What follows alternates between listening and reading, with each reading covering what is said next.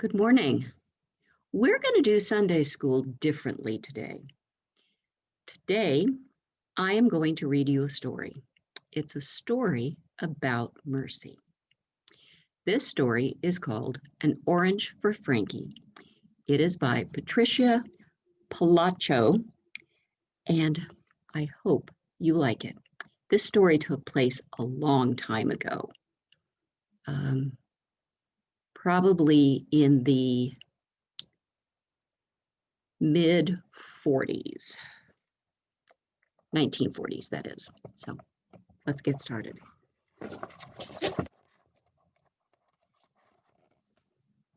It was early winter.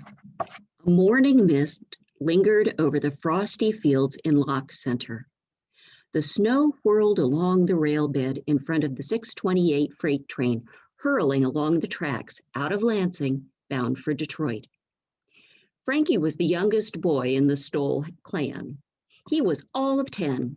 He shared his room with his two older brothers, Will, who was 13, and Ernest, the 16-year-old. They all awoke to the whistle of the 628 as it chuffed to a stop at the water tower on the edge of their property. Frankie sprang out of bed and leapt to the window light. "She's streaming in and right on time, too," he sang out excitedly. The boys dressed as fast as they could and tumbled down the stairs to their ma's kitchen. There were chores to do before school, and they had to help get the breakfast for the guests that would soon arrive at their back door.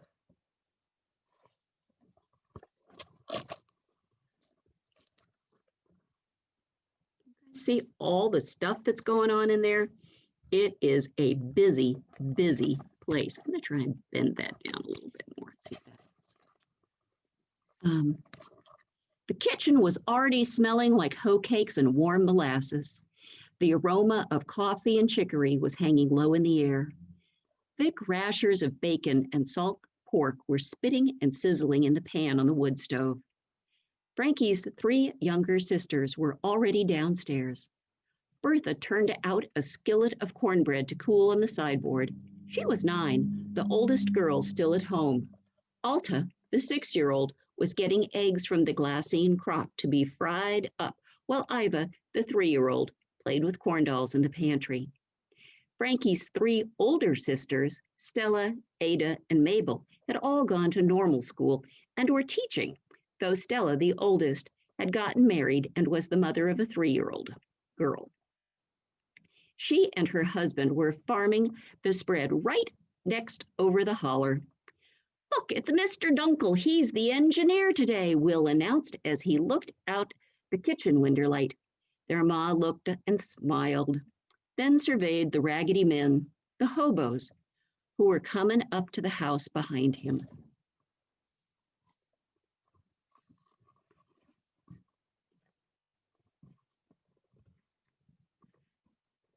Mrs. Stoll swung open the back door and handed the engineer a stoking cup of hot coffee.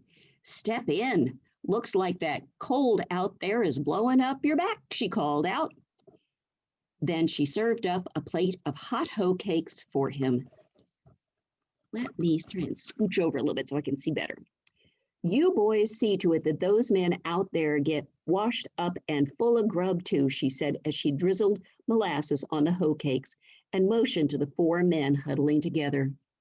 Will, Frankie, and Ernest toted baskets of food to the back door. Bertha set out a bucket of steaming water with a chunk of lye soap and a towel. The men dragged off their mufflers and hats, rolled up their threadbare sleeves, and washed themselves. "Much obliged," they murmured. Mr. Dunkel, like most of the engineers and the bulls on this line, wasn't supposed to allow hobos on his train, but he knew times were hard and those men got very little kindness from this old world, so he turned a blind eye. Frankie kept the hobos' cups filled with hot coffee.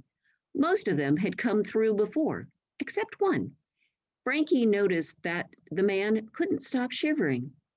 Wearing a fur hat but a threadbare coat, he seemed older than the others. He smiled warmly when Frankie filled up his cup. Mrs. Stoll chatted with the men. She always called them Mr.,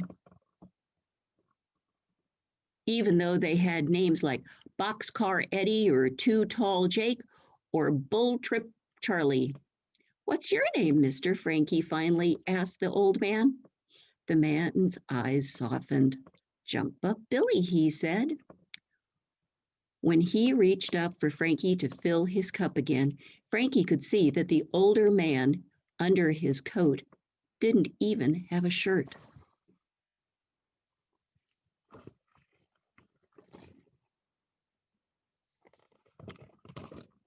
Frankie raced up to his room and pawed through his sweater drawer.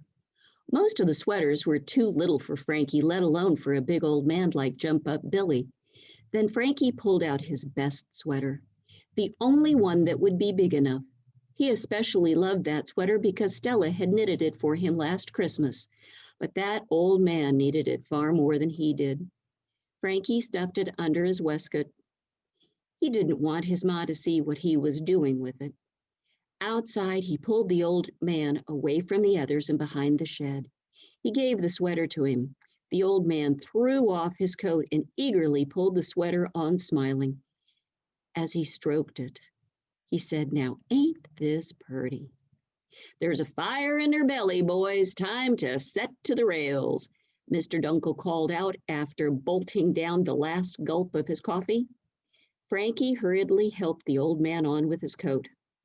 "Best fiddles this side of the Rockies, missus," Mr. Dunkel called out as he and the hobos crossed the field to the waiting train.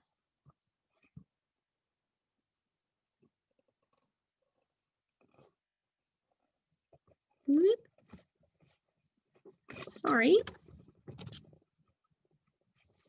Page problem.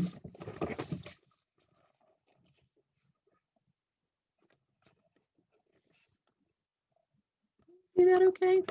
There we go. Maybe like that a little better. When all the hobos had crawled into their open boxcars, they lifted their hat and waved as the 628 blew its whistle and jolted to a start. The big iron wheels pumped and spun in place as billows of steam hissed and puffed with each turn. Finally, the train jerked. All the cars made a clanging sound, and the train was underway. As Mrs. Stoll and the others went into the house, Frankie watched the train until it disappeared, its whistle growing fainter and fainter. It made Frankie think about his pa. Christmas was almost here. Pa should have been back by now. Frankie was looking forward to gathering boughs of greens for the mantle. But the oranges were always the crowning touch. 9 of them, one for each of the Stoll children. Their father had driven the horse and buggy all the way to Lansing to fetch those precious oranges back home in time for Christmas. Mr. Dunkel had said that there was a powerful bad weather, or that there was powerful bad weather up Lansing way. It has to be the weather holding Pa up, Frankie hoped to himself. Look at all those people and all that hugging and kissing. School that day seemed to last forever. Frankie was glad to be home, even if he was having to stand still while his mother pinned up the hem of his angel costume for the Christmas pageant. He'd always wanted to be in the pageant, and this year, Mrs. Longstreet had picked him to be the archangel. "Hold still, Frankie," Mrs. Stoll scolded. "I can barely see these here small pins, and your wiggling doesn't help." "When are you going to get spectacles, Ma?" Frankie was only half teasing. "When pigs fly, son. We sure can't afford spectacles. We haven't finished paying off the winter hog yet," she answered. "If times are that hard, Ma, then we surely can't afford to feed all those hobos every week," Will said. Mrs. Stoll gave Will a withering look. "We had an abundant harvest. It don't cost us nothing to share some of it with folks who could use it." Just then there was a stomping on the front porch. The door flew open and snow whirled into the parlor. It's Ada and Mabel. Look, Ma, they're home. Bertha and Alta sang out as they leapt into their older sister's arms. Everyone cheered and hugged. But where's Pa? Ada called out. He's always here to greet us, Mabel added. Their ma told them about the bad weather and that their father was probably delayed because of it.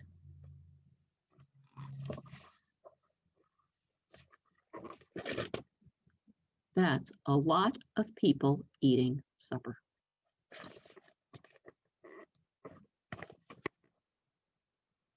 Later that evening, Stella, Fred, and baby May arrived. Soon everyone was in the kitchen helping Ma with supper.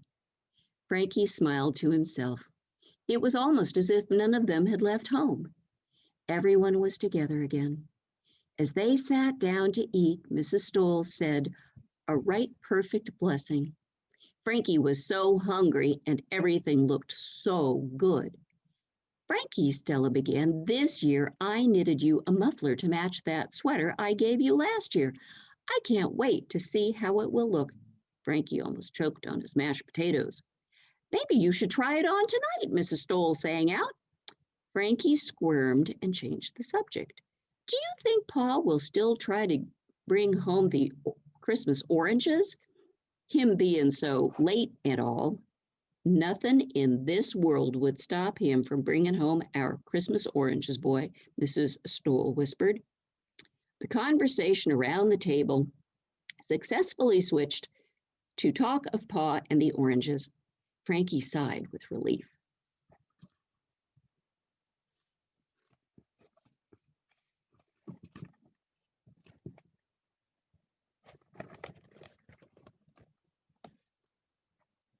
Another whole day passed and the Stoll household was uneasy.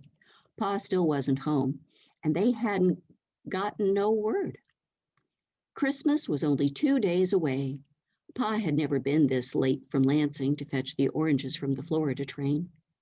Ada and Mabel had busied themselves with baking and decorating cookies.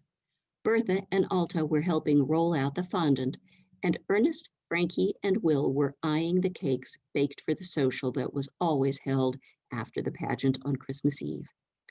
Even so, all of their hearts were heavy with worry.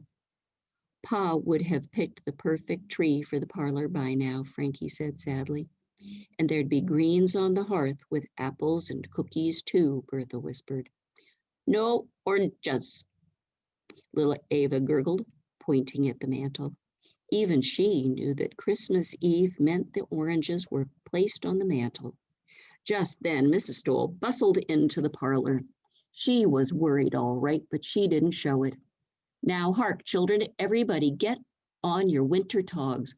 I've got soapstones already heating in the stove. Will you and Ernest hitch up the sled dray?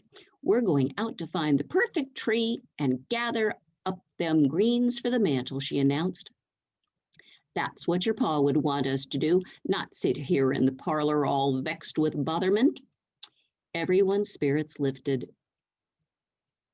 Scurrying for their coats, they set out to do as their mother had bid them. The soapstones wrapped in burlap and placed on the floor of the sled dray.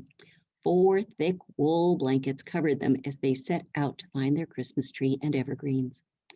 Penny and Fanny's steps were sure and steady, and the bells on their harnesses rang and echoed across the snowy dells. Bertha, Alta, and Frankie were singing as they went.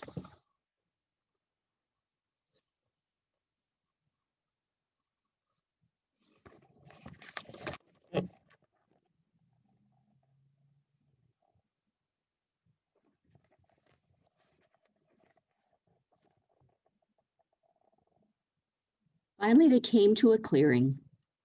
It was dotted with fir trees and pines. The family poured out of the sled dray and fanned out. "The girls and I will get the greens. You boys go get our perfect tree," Mrs. Stoll called out. Frankie, Will, and Ernest searched everywhere for the perfect tree. How they wished their pa was with them. Just when they were wondering if they would ever find that tree. They came to a small hillock. There it was, all by itself, as if it were just waiting there to become their Christmas tree.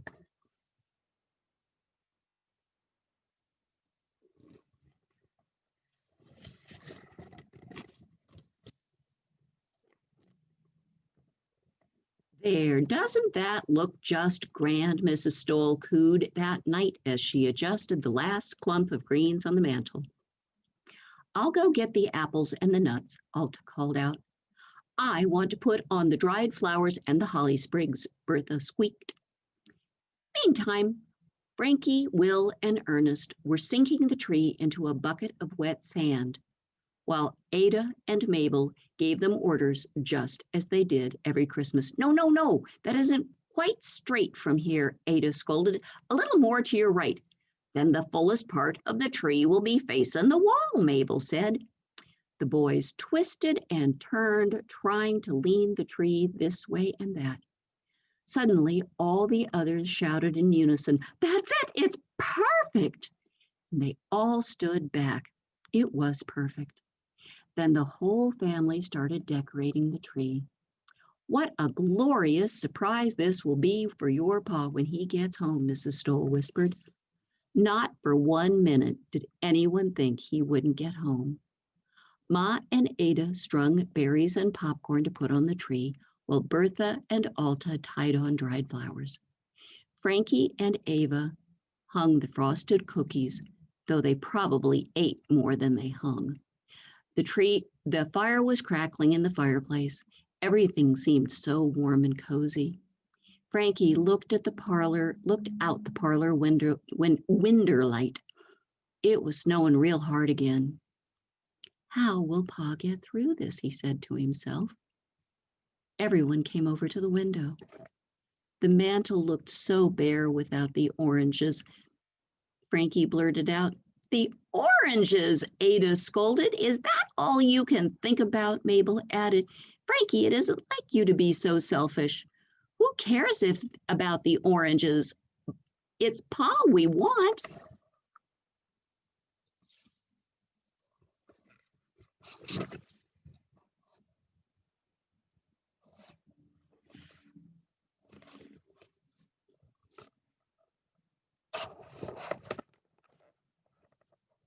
That wasn't what Frankie had meant at all. But with everyone being so upset, tempers were frayed. I ain't selfish, Ma, Frankie cried later that night. Alls I meant was that the oranges being there would mean that Pa was home safe and sound. I know that, and so do they. We're all so worried about your Pa, but maybe he'll be home by tomorrow. We'll pray for that tonight, his Ma said as she kissed her youngest son good night. That night, Frankie prayed for a miracle to bring his Pa home. But outside it snowed and snowed and snowed, and by morning all the roads were closed. There was no way for his buggy to get home. The next morning, the morning of Christmas Eve, Frankie and his brothers awoke to the 6:28 whistle as it steamed through their pasture. When Frankie came downstairs to breakfast, he was wearing his old gray sweater. He had almost outgrown it. Frankie, aren't you going to wear the sweater that your sister Stella, aren't you going to wear your sister Stella's Christmas sweater? His ma asked. She and Fred will be coming over after the pageant this morning.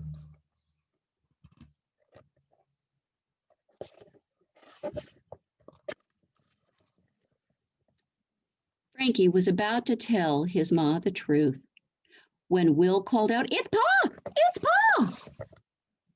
Everyone ran to the parlor. They almost swept their Pa off his feet with their hugs and kisses. My little lambs, my precious little lambs, their Pa whispered as he hugged each of them. Oh, Frank, Mrs. Stoll cried. However did you get here? Well, when I met that train from Florida at the station to fetch home these here oranges, I couldn't hardly see the engine. It was snowing so bad. Then I found out that all the roads were closed. My heart fair to broke. But you're here, Pa, Will exclaimed, and I wouldn't be if it hadn't been for Mr. Dunkel. He overheard me lamenting about not getting home, and he said there was only one thing for me to do, to ride the 628. Why, he even let me sit up in the engine with him all the way here. And he loaded the horse and buggy into a boxcar and brought them right along with us. Now, I just wonder what would make him think so kind on me and my family. Pa looked right over at Ma when he said that. I tell you, Rosa, it was a miracle. That's what it was. It was a miracle.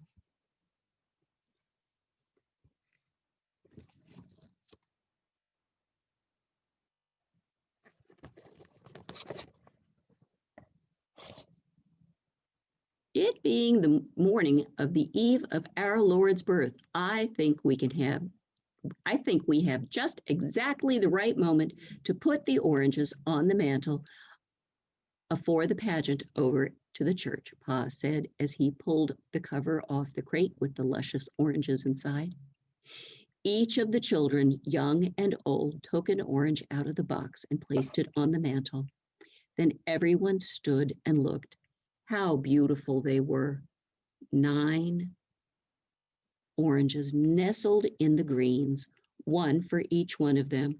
Hark now, children, don't be tempted to touch them. They are for our Christmas Eve supper tonight, Pa said as he went with the rest of the family to dress for church. Frankie loved this day most of all, and since he was already dressed, he stayed in the parlor. He walked over to the mantel and gazed at the splendid oranges. His heart sang that his Pa was home safe and sound. He looked at the oranges closer and closer. He could smell the pungent aroma of their skins. He noticed how they seemed to have pores just like his own skin. Finally, he couldn't resist. He looked to see if anyone was in the kitchen. Even though he'd been told not to, he gently touched his orange. Then he picked it up. It smelled like sunshine. It was ripe and heavy with juice. He couldn't wait to taste it that night. Suddenly, he heard someone coming, his mother. Frankie, she called. He didn't have time to put the orange back on the mantel. He quickly stuffed it into his sweater. He'd put it back when they got back from the pageant, and no one would know that he had disobeyed his father.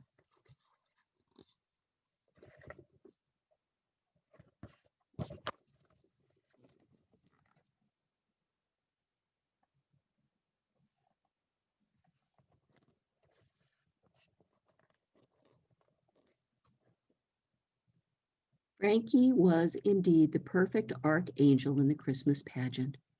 Everyone commented how he looked just like a real angel. Later, as they were making their way home in the sleigh, bumping over hills and dells, Frankie was exploding with the idea of eating his orange that night. Then he remembered. He felt in his sweater. To his horror, the orange wasn't there. He must have dropped it. Frankie looked up at his pa's face and fought back the tears. How could he have been so careless? His orange, his precious orange, was lost. Finally home, Frankie hurried to his room. He wept bitterly, afraid to go down the parlor and face his family. There was a knock on the door, his ma. Frankie, dear, everyone's waiting. We're nearly ready to tell stories. The popcorn is popping, and then it will be time for the oranges. Frankie opened the door. Oh, Ma, I've done a terrible, terrible thing.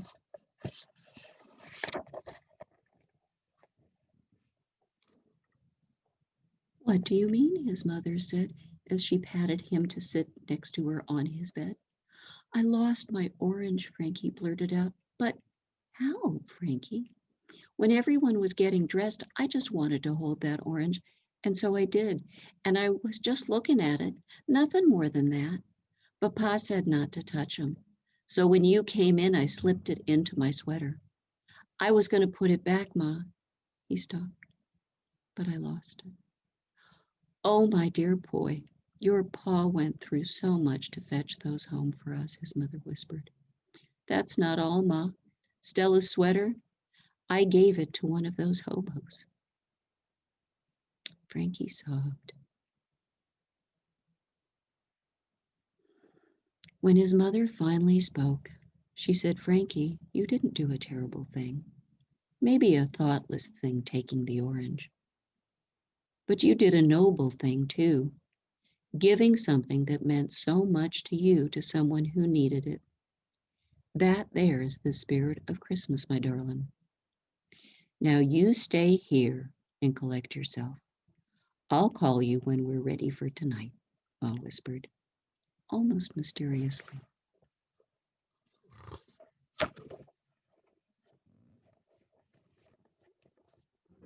You gotta look kind of carefully at this picture. Can you see everybody?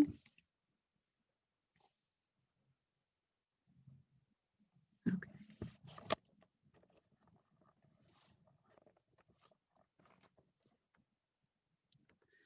When Frankie finally did come downstairs, all his brothers and sisters were waiting. We have something for you, Frankie, Stella said as she handed him a bright orange with a pink ribbon tied around it. When Frankie looked at the orange, he noticed that it was made up of wedges, 8 wedges. The ribbon held them together. He looked at each of his brothers and sisters. Each of them held out his or her orange. A section of each was missing. They had all given him a wedge of their orange to make an orange for Frankie. Our family is like your orange, Frankie. Love holds us together like them, like that there ribbon.